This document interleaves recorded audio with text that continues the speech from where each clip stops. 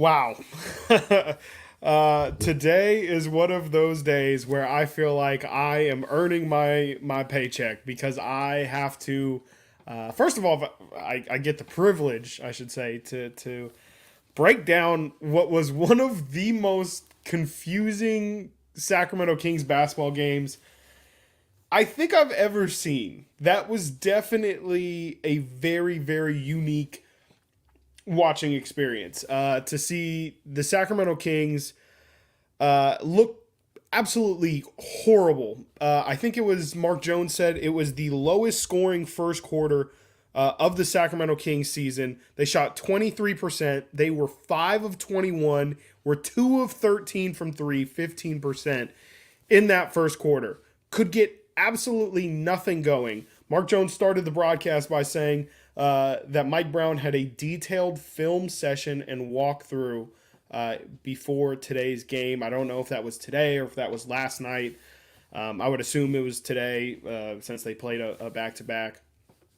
But for them to come out that sluggish against the best team in the NBA, thankfully for a minute there, the Celtics didn't have much going either, but eventually they started hitting shots. Kristaps Porzingis looked great. Jason Tatum didn't really have a great game, but they eventually figured it out because they're the best offense in the NBA. Then in the second quarter, the Kings, first off, it starts rocky, but they hit how many? I have here 4 threes to bring it within 11, and they still couldn't stop Boston. And then De'Aaron Fox went bananas. 20 points in that second quarter, 18 of 10 from the field, 4 of 5 from 3. It was a 17-5 run to end the half. And somehow, some way, again, after the Kings scored 15 points in the first quarter, they were only down 4 at halftime. And you start to kind of wonder, like, okay, slow start. It was off a back-to-back. Have they maybe figured something out?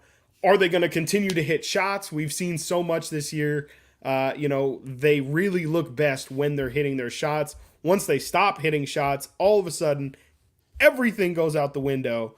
And that's kind of what ended up happening in that third quarter. It was more of the same. Celtics find their groove. Peyton Pritchard is absolutely lighting the Kings up. It's a steady diet of everybody. Drew Holiday gave the Kings some.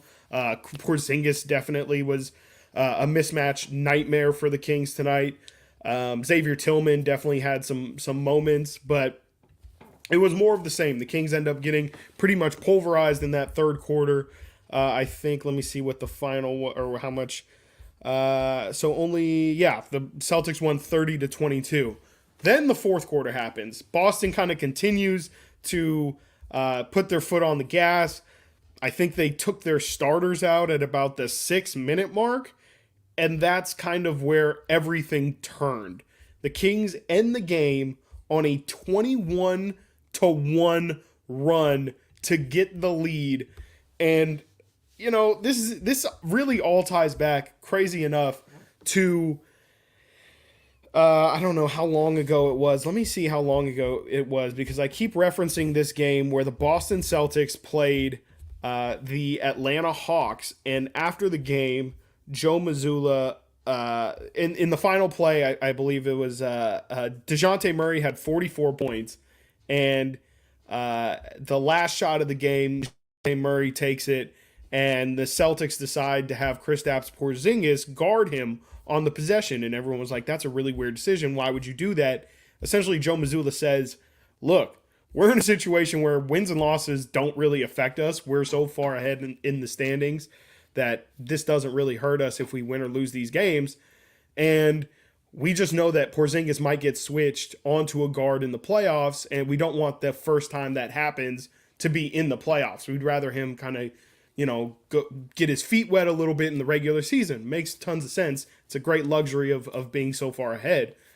But that almost played out tonight too, where at that 6-minute mark, Joe Mazzulla checks out all of his starters and essentially goes with, I'm going to call them scrubs. I'm sorry. Like those guys are like the absolute bottom of the bench. I saw Jordan Walsh out there for a good period. He's a second round draft pick. He played 6 minutes. He played 6 minutes, 30 seconds. O'Shea Brissett, I'm not joking.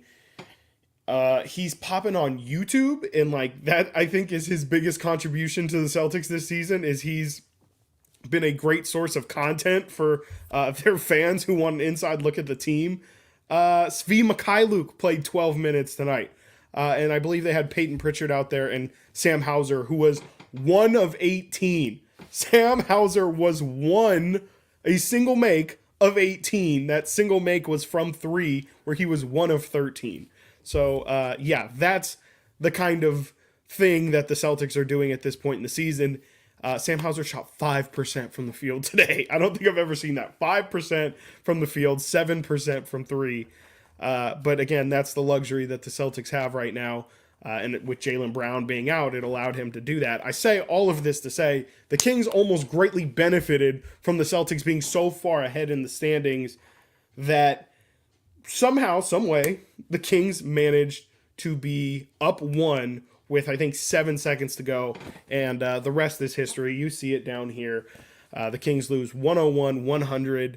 What was that? Was that a paint? I can't even remember what the final play was. It was a Xavier Tillman little half hook off of a Peyton Pritchard miss. And the Kings in that final play, it is what it is. De'Aaron Fox takes that shot last year. It goes in a lot. This year, it didn't go in. I think that's kind of a bigger showing of how this season has been. But, the tip from Keegan, probably, I feel like Keegan wishes he had that back. I think it was a makeable one. I'm not going to kill him. Keegan hasn't had many moments where he's been in a position to hit a game-winning shot. Like that. I think it was a very makeable one. I think Keegan's going to look back at it and feel, man, I was squared.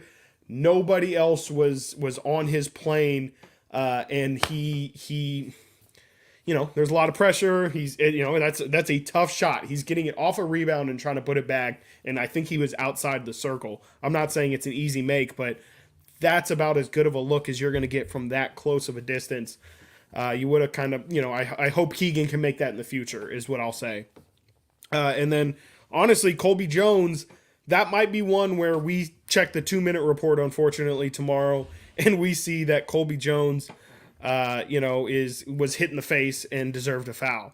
Because he again, kind of like Keegan, was squared up. He was really ready. If you watch that replay, Colby Jones was ready to tip that back in. Again, he was squared up. He was right in front of the hoop, directly in front of it, sized it up, and then he did kind of get hit on the side that he was planning to tip it on, and then, got hit in the face and did kind of look like he smacked his head on the way down. So, unfortunate. Ultimately, I think it would have felt like a stolen game if the Kings would have won that one. It definitely would have felt like, we definitely only would have won that because the fact the Celtics essentially didn't care about the ultimate result. I mean, the spirit of that game, the Celtics won. So it's right that, in the official column, it does go as a Celtics win, because the Celtics were absolutely killing the Kings when all of their guys who were available tonight, there were still some really key guys, Jaylen Brown, Derek White,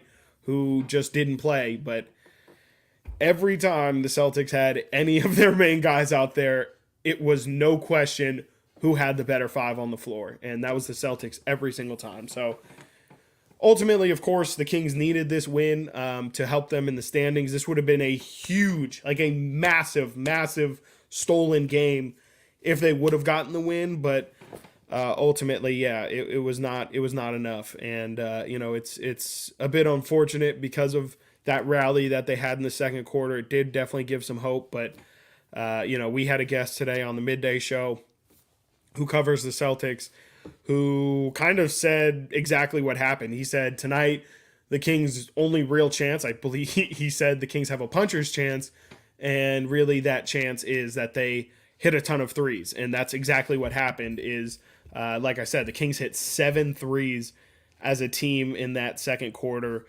And they really, I mean, that was the only time where they were really close. And then in the fourth quarter, De'Aaron Fox starts hitting threes, which, by the way, I feel like, okay, so that's a recap of how we got here. De'Aaron Fox tonight, 40 points. That was a superstar effort from De'Aaron Fox. That is what Jalen Brunson has been doing for his team for about 2 months now. It's great to see that De'Aaron's got it in him. I definitely didn't have a doubt that he had it in him, but the ability to be at that level for an extended period of time, that's what the Kings are going to need really down the stretch here. De'Aaron needs to bring it every single night from the first quarter on. Yesterday we talked about his effort. I thought he brought it every single quarter, but tonight it was a different level. I mean, it definitely helps when his three is falling. Yesterday he was knocking down a ton of threes. Tonight he ends 7 of 13 from three. He still only went to the line once, which is insane. This is now back-to-back games. Literally in a 48-hour span, De'Aaron Fox went to the free throw line 2 times. 2 different times. And that's ridiculous. I don't know referees. I don't know if De'Aaron's fading away on all of his layups. But, I mean, yeah, it's in the fabled words of our friend DeMarcus Cousins, it's getting ridiculous. It really is. And I hope the world can see what's going on because it's getting ridiculous. Okay, TNT and NBA TV these past 2 nights have shown De'Aaron Fox does not get any calls. I mean, I know, it is what it is, and De'Aaron isn't really a guy who's like Shai Gilgeous-Alexander, who we'll see coming up on Tuesday, I believe. Every time he comes across a screen, he's going to whip his head back and try and get a foul call.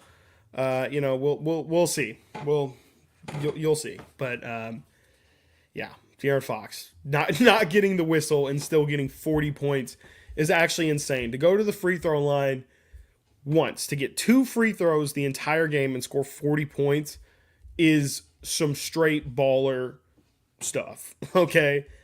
That is incredibly rare, especially in today's NBA.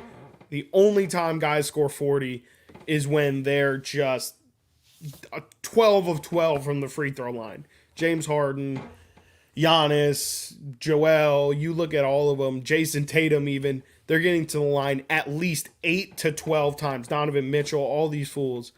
And De'Aaron gets 40 points going to the line once. That's insane.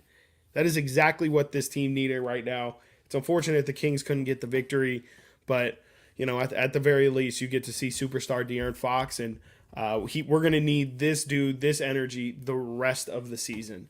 The Kings, thankfully, you could say, get a little bit of a break in the schedule here. Their last break until the last game of the season. So, really, this is where you definitely want to bring that energy that you had at the start of tonight's game, not tonight's game, yesterday's game, where you get off to this massive 35-20 start. If you can do that to the Brooklyn Nets, they will not get back up. They will not get back up. You can definitely roll those guys out of their home gym, and that would be right on time, because the Kings will then go play at OKC. They will play. I believe they will come home, and I'm pretty sure they play the Pelicans first, and then we'll play the Phoenix Suns. I'll double check that right now. Yes, they play the Pelicans first, play the Phoenix Suns, and then we'll end the season on Sunday against the Portland Trailblazers. So definitely a really big game. I would say that they really cannot afford to lose another game the rest of this season. Definitely not those Pelicans-Suns games, but I think you've officially used up all of your losses. I think the Kings, it does sound like a big task, but I promise you some of these games weigh more than others, and winning a game against the Pelicans and winning a game against OKC and Phoenix, those will elevate you a very, very long way. And it's going to be a tough task, but if you want to make the playoffs, you got to earn a spot. And the Kings actually still could somehow, some way find themselves in that 6th seed if they can run the slate. Of course, they can still manage themselves to get into the play-in tournament, and if they beat Phoenix, they have a really good shot of getting that 7 seed. But ultimately, I think you should, for the time being, if you are going to have your sights set on anything, have your sights set on that 6 seed, which is still very, very attainable. But ultimately, you do have to be aware as well, if you are going to start losing games, if they do lose to the Brooklyn Nets, if they do lose to the Oklahoma City Thunder, as we stand right now, and I do not believe the Lakers, and as I am looking here, New Orleans Pelicans are down 1 with 42 seconds left, which could also help the Kings out here in the standings. The Lakers do not play today, so the Kings are currently tied with the Los Angeles Lakers and will end the day tied with the Lakers for the 9 seed in the Western Conference. It is officially time to be concerned about whether or not the Kings will have to win 2 play-in games in order to even make the playoffs as an 8 seed, to play whoever wins the Game of Thrones between Minnesota, Denver, and OKC has actually fallen a game and a half out of that race. So maybe by the time the Kings play OKC here coming up in a couple days, OKC might be kind of where the Kings were last year, where they can't really attain the 1st seed, or can't really move up, I should say, and also aren't really at risk at moving down. So who knows? The Kings might find OKC in a similar situation to where they found Boston tonight. Time will tell. Time will tell. You have to take it one game at a time. I will be joining you guys again on Sunday. I'm not signing off yet. I did not forget about our 3 stars of the night. But just letting you guys know, of course, the next game is on Sunday. I believe that will be another early tip. It will be, yes, a 4:30 tip on Sunday. So around this time, again, you can catch this very stream. And looking forward to that one, because I definitely think good times are coming. And you gotta take it one game at a time. It's not, I think that ending definitely saved tonight from being a really, really depressing night, even though that's still not really ideally how you wanted that game to end. At least it was really entertaining, and you got hope. The Kings got back up for 2 seconds, I think 3 seconds maybe. It was good to see that their effort go for waste, but ultimately, when you shoot 38% from the field, 33% from 3, you're probably not going to win any game. So, yeah, it was very. I actually, if I am gonna give 1 star, I'm gonna give it to myself, because I was not expecting all of that to be that coherent. My brain was a little bit jumbled, because to be honest with you, I mean, yeah, in the middle of that 3rd quarter, my mind kind of started to drift. I was like, okay, this is going to be a huge blowout with not a lot of time left in the season. Is anyone even going to tune in? Like, what's going to go on? And then the game, kind of continued that way. And then, they made their run. And I was like, oh, shoot, okay. We might have ourselves a stream here. So I'm actually really glad that came out as coherent as it did, or at least I hope it was coherent. Okay. Wow, I didn't even realize Keegan Murray, tough night from the field. I know I mentioned that game-winning tip he missed, but 4 of 15 from the field, 2 of 10 from 3. Him and HB tonight combined 4 of 18 from the perimeter. Not going to get it done. Not going to get it done. If you want to throw Trey Lyles in there, you can. That's a 1 of 5 as well. So 5 of 23 for those guys. They took a ton of threes. 51 threes tonight for the Kings. That definitely, I want to say, is a team or a season high. Let me double check that, and then we will get into our 3 stars of the night. Let's see here. 3-point attempt. 51 ties a season high. That was taken, guess when, ladies and gentlemen? The Kings have not taken 51 threes since game 1 of the season against the Utah Jazz. They took 51 threes. They were 19 of 51. Tonight they were 17 of 51. So Not good. Not great. Not great. Is Allen in here? This guy's crazy. This guy's crazy. I'll send you a link, fam. You hop in. Here, Allen's trying to wild out right now. Oh boy. Oh boy. This guy. Yeah. Yeah, Alan, is there going to be off nights tomorrow? I know it's a weekend, but you got to give the people what they want, right? Got to give the people what they want. Come on. Yeah, you know what? You could just write it. You could just write it in there. It's fine. I'll do my 3 stars, and Alan will entertain you in the chat. So that's perfect. That's perfect. Just yeah. Listen to Alan in the chat, and my voice can just be a background. 1 star. Who is getting my 1 star besides myself? Let's see here. Kind of tough. Let's just go through it. HB, 3 of 9, 10 points. Thank you for showing up. Glad you took shots, but you didn't make any. You're not getting a star. Keegan Murray, 4 of 15, 2 of 10. Missed that wide open shot. 10 rebounds, though. I didn't realize that. 4 offensive rebounds as well for Keegan. Wow. Not good enough. Sorry, not getting a star, buddy. DeMontis is probably getting 2. Keon, Davion, 3 of 8, 5 assists. I don't really remember much from Davion tonight. Not a bad game from Davion, but I feel like it's not worth a star. Honestly, I might just have to pocket that 1 star. I'm not really seeing much 1 star behavior here. You know what? No. You know what? No. I know who I'm going to give a star to. I know exactly who I'm going to give a star.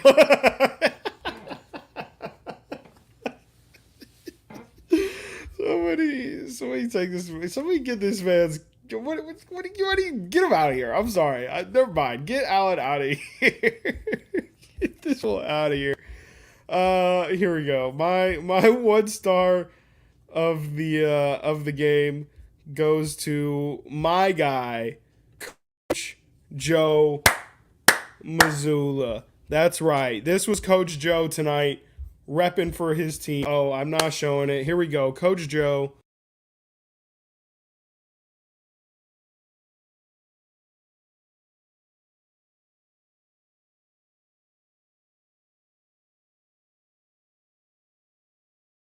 I don't know if you heard any of that. Shout out this man. Yeah, going for his first career win as a Sacramento Kings coach tonight. Ultimately didn't get the win, but we are proud of our coach, Joe Mazzulla. Really can't say much more about Coach tonight. He pushed all the right buttons in terms of the lineup. Without Coach Joe, I don't know if the Kings really even had a chance tonight. So definitely think, a lot of people talk about the Kings coaching this season. But on a night like tonight, I just really think that a guy like Joe really shined. So definitely want to give 1 star. I know it's usually reserved for a player, but tonight just kind of feels right to give Coach Joe his flowers for his efforts in tonight's game. Definitely unfortunate that he couldn't ultimately pull out the victory for his guys, but that's the grind. When it's Kings Celtics, it's really tough for the Kings to get the dub. It's been a while now. I think this is now 6 straight wins for the Celtics over the Kings. I'm going to double check that real quick. But Coach Joe did his part tonight, and I ultimately think that if you're which is what the spirit of this 3 stars is, to attribute who helped the Kings, who were the three biggest contributors to the Kings' success tonight. Definitely, it would be insane to not give Coach Joe his flowers. So just wanted to take that time. Yes, Joe from Rhode Island, absolutely. Yeah, so appreciate Coach Joe. And 2 stars tonight going to Domantas Sabonis. I know I kind of spoiled that earlier. But 2 stars for Domas, 16 points, 16 boards. Honestly, wasn't anything crazy tonight from Domas. we've seen him struggle a lot with that Kristaps Porzingis mismatch, which I don't really blame him because a lot of people struggle with it. He's a matchup nightmare. His ability to kind of shoot from the perimeter definitely is not Sabonis' strong suit. Ultimately on the defensive end, he did kind of get swallowed up a bit by guys like Luke Cornett. I think Sam Hauser switched onto him a couple times. Of course, Porzingis is really big for him. So it wasn't an awesome game from Sabonis, but he definitely gave his usual performance, and he has 73 double doubles now on the season. If you Google it, I'll spare everybody the Google search. I Googled it. I know it says that Sabonis has the record for most double doubles in a season. If you look it up, if you just Google NBA double double record, it'll say Hakeem Olajuwon or it'll say now Domantas Sabonis. That is not true. I texted Kings PR. I said, hey, I'm pretty sure I saw this online. Very reliable source, right? And I was texted back that Wilt Chamberlain had 81 double-doubles in an 82-game season. So Sabonis ain't breaking that record. So just to save you guys the headache of doing that. Let's see here. Oh, yeah, interesting. Wow. Coming down Keegan Murray's road. Keegan had that rebound and lost it. We would have won if he didn't lose that rebound. Also, we had a foul on that last attempt. I guess the refs were just crap. Need to get their eyes checked.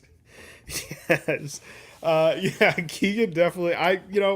Keegan definitely had that putback attempt. I definitely thought that was about, like I said, it was about as good of a look as you're going to get in that moment. You really can't ask for it to be that set up. He wasn't directly squared in front of it. He was a little bit like at a tough angle, but he's an NBA player, so I'm not going to give him excuses. But I'm telling you, check that 2-minute report tomorrow. It's going to say Colby Jones got hit in the face. The only question is if it was in time or not, like in regulation. That Stockton Kings. Yes, I see y'all talking about the Stockton Kings game in here. Shout out Stockton. Shout out Lindsey Harding, who definitely earned that Coach of the Year. And obviously, by the way, 3 stars, De'Aaron Fox, 40 points, went crazy. Y'all saw, just watch the second quarter and you'll see why De'Aaron earned 3 stars. Lindsey Harding. Yes. Shout out Lindsey. Definitely earned that award. She had to deal with a lot this season, and you could look into what a lot is, but she even kind of said it in her press conference. Just, they had a lot of instability in their lineup, and then about halfway through the season, they kind of had their core group of guys, and then once, it was guys like Stanley Johnson, Scala Bissier actually played a really big role. Obviously, Mason Jones, Colby Jones, Jalen Slauson, of course, played a huge role in the Stockton Kings. They really didn't have that big of a big of a squad. There was I think his name's Dane Goodwin. He's a really good shooter down there in Stockton. But yeah, they really only have like 8 guys that they would roll with on some nights. Jeremy Lamb as well. But they rolled through that Western Conference, and I saw parts of their playoff game against the Santa Cruz Warriors. And I've been to 2 or 3 games this season to watch them. They're really, really good. And it would surprise me if G League teams can.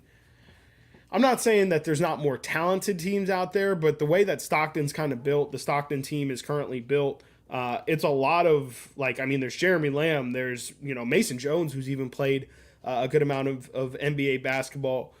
Stanley Johnson, I think I said Stanley Johnson. No, I didn't. Stanley Johnson gets a good, healthy amount of minutes. DeAndre Burton, or I think that's his name, DeAndre Burton. Oh man, I don't think that's his name, but Burton gets tons of minutes. He got a 2-way contract a couple years ago with the Kings. They're really, really solid. They're like a guy, like a bunch of NBA vets, really. Sprinkled in with, Colby Jones, Jalen Slauson, and a couple other young guys. So they're like they're a very, very talented team. There's not a lot of development from those guys going on. So it would surprise me if Stockton didn't go really far in the playoffs. And I know Jess is has been to a couple games. I'm not, and I know she said she was going to go to the Stockton game. I'm not sure what day is that, because I know it's coming up. I'm pretty sure it's on Monday. I think it might be on Tuesday. I'm pretty sure it's on Tuesday. But yeah, it's Sunday. Okay, well there you go. I'm completely stupid. So it's okay. So it's Sunday. Gotcha. You're not going to the Brooklyn game. Or you're not going to watch the Brooklyn game because you're going to the Stockton game. Honestly, that's the better route for sure. I mean, it's the big playoff game for Stockton. That Kings-Nets game ultimately doesn't mean much. If the Kings lose that game, season's over. You probably didn't want to watch it in the first place. If the Kings win, that's their easiest win they're going to get. And it's kind of on to the next one anyway. So definitely think you're making the right decision. Go support Stockton because those guys definitely deserve it. And yeah, Lindsey Harding definitely was deserving of that award. And I think it's awesome that Stockton has like built an actual thing going on there. I know their GM won G League GM of the year last year, and I know they were the 1 seed as well last year. So really cool to see the Kings at least investing in development and into that system. I know a lot of teams don't really give much thought at all to their G League teams. They just kind of allow their young guys to go down there, take a bunch of shots, put up a bunch of numbers, but don't really put them in like a basketball situation. And again, I kind of laid out how Stockton is built. They have a lot of veterans out there, and I do think the thought process behind that is, yeah, it'd be great if Colby Jones goes out there every single night and scores 40 points, but it's probably a lot better for the Kings if Colby Jones learns how to play in an actual system and as a role player like he's going to be in the NBA. And so you kind of allow him to actually play as a role player when you put him around veterans, guys who know what they're doing, and Colby can kind of fall into place instead of, if you put him with, the G League Ignite. The reason why they have a terrible record is because it's a bunch of young dudes who don't really care about the result. They're just trying to put on and put up a ton of numbers and get as much film as possible. That's not how you win basketball. Like, that's not winning basketball. And yeah, it's going to get you a contract, but ultimately, the Kings want to build people who can play within their system. And you see Colby Jones was in there as the Kings made their 21-1 run. Not that he had a massive part in that run, but, I think it's still the fact that Mike Brown trusts him to be in that moment. Definitely, I think, is because he knows that he has put in tons of work in Stockton and he's ready to go right now.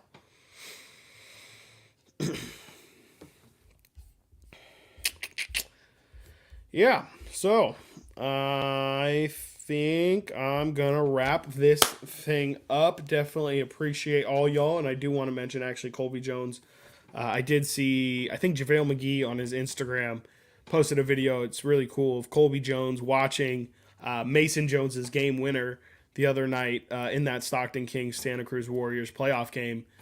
Colby's watching it on the flight as they're getting off, and JaVale's recording it. Colby's super into it, and I think Sabonis is over his shoulder too. So just thought that was really, really cool to see Colby watching his team as he's kind of with the big club, and he's still really invested. So gonna head off. I will see y'all on Sunday at the end of Kings Nets. Jess, hope you have a good time at the Stockton game. Definitely hope things go well there. Hope they get a little beam over there as well.